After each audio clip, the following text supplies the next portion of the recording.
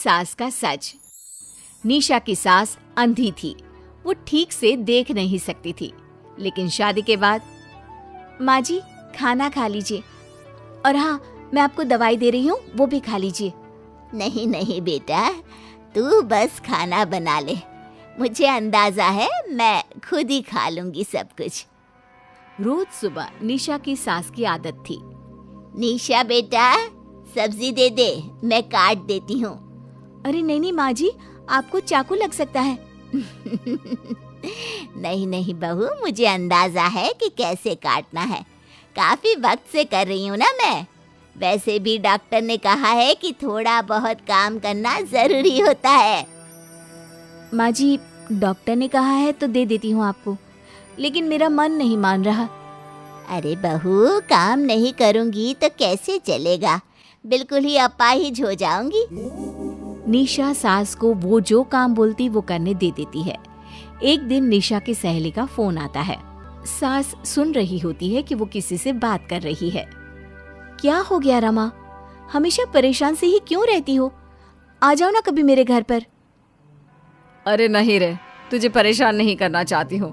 मैं जानती हूँ तेरी सास अंधी है। अरे कैसे मैनेज करती होगी तू अकेले? मेरे घर में मेरी सास कोई काम नहीं करती। मैंने तो इनको साफ कह दिया है कि काम करेंगी तो ठीक है, नहीं तो इन्हें वृद्धाश्रम छोड़ आऊंगी। निशा की सास सहेली की बात सुनकर डर जाती है। वो बिना निशा का जवाब सुने वहां से चली जाती है। सास के जाने के बाद निशा कहती है, अरे नहीं नहीं, मेरी सास तो पूरा काम करती है। वो सब्जी काट देती है तो मैं छोंक देती हूँ, वो आटा गूंथ देती है तो मैं रोटी बना देती हूँ। अरे माँ जी तो झाड़ू भी इतना अच्छा लगाती है कि किसी को लगे ही नहीं कि किसी अंधे इंसान ने झाड़ू लगाया होगा। तू तो किस्मत वाली है। अरे मेरी सास के तो सारे अंग ठीक होने के बाद भी मगरमच्छ की तरह पसरी रहती है, सारा दिन सारी रात। अरे पता नहीं बुढ़िया को इतनी नींद आती भी कैसे है। खैर, वक्त बीतता है और एक दिन निशा मोहल्ले में पति के साथ जा रही होती है कि सास की सहेली मिल जाती है। अरे आंटी कैसी हैं आप? कहाँ जा रही हैं? तुम लोगों के घर ही जा रही हूँ बेटा, तेरी माँ ने बुलाया है, कह रही थी बहुत जरूरी काम है। वैसे तुम लोग कहाँ जा रहे हो? हम मेरे मायके जा रहे हैं। अच्छा, आप मम्मी जी के पास रहेंगी तो हम लोगों को कोई चिंता भी नहीं होगी। बेटा बहू चले जाते हैं। सहेली निशा के घर में जैसे ही घुसती है, उसकी सास कहती है, आ गई रीना, जब से अंधी हो गई हूँ तू तो आती ही नहीं घर। अरे क्या बताऊं सीमा, तेरा तो मुझे कुछ समझ में ही नहीं आया। अरे जैसे ही बेटी की शादी हुई उधर तू अंधी हो गई, कैसे? मतलब समझ में नहीं आया। सास जोर जोर से हंसती है।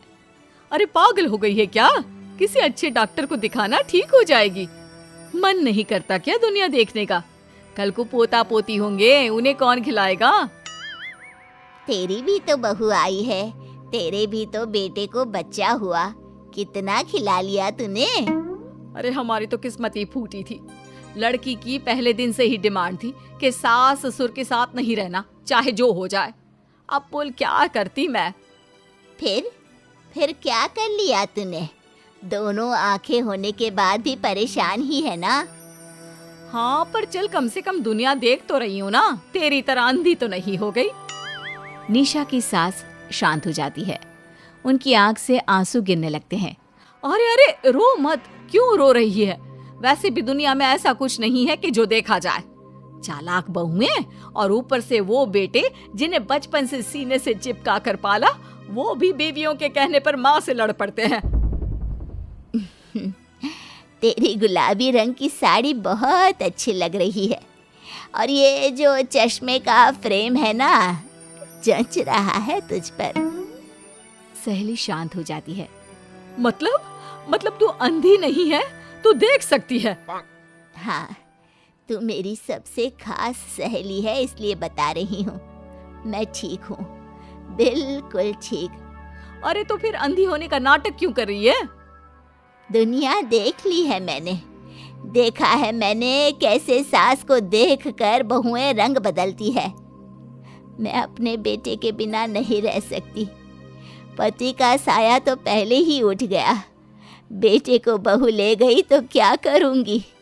सारा काम कर देती हूँ, वो इसी में खुश है। सहेली निशा की सास को गले लगा लेती है। लेकिन झूठ बोलकर कब तक? अरे कब तक ऐसे रहेगी?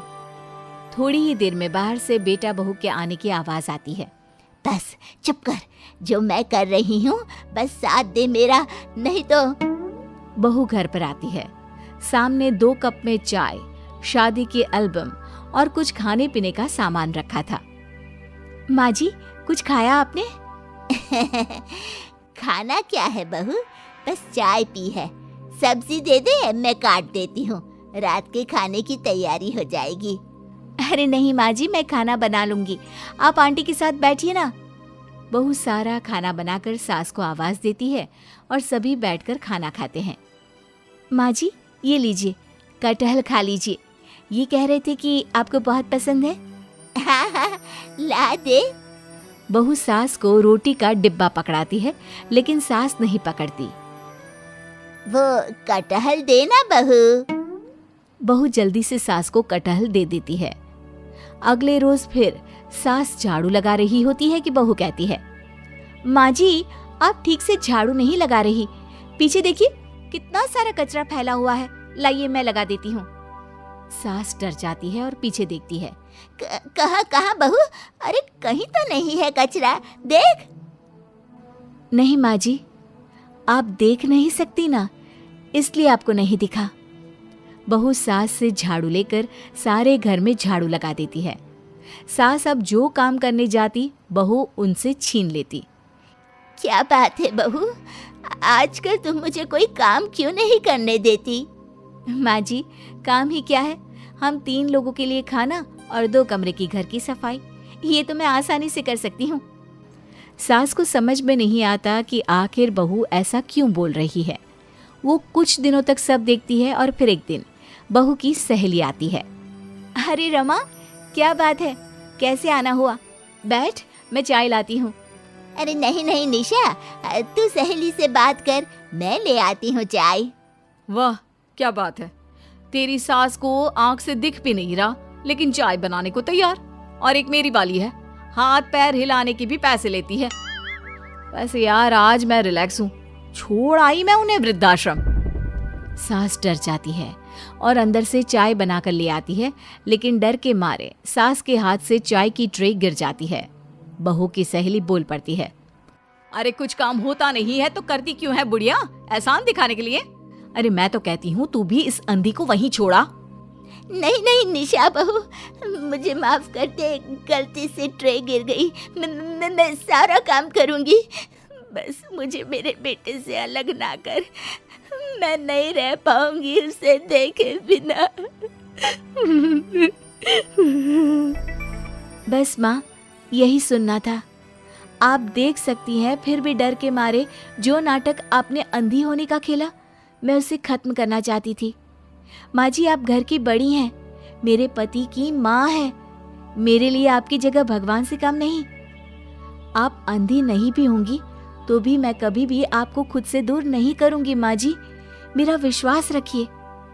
फिर निशा सहेली को देखती है। अच्छा होगा रमा कि तुम मेरे घर से चली जाए, क्योंकि मेरे घर में ऐसे लोगों के लिए कोई जगह नहीं है जो बड़ों की इज्जत नहीं करते। सास चैन की सांस लेती है। जीती रहे बहू, जीती रहे।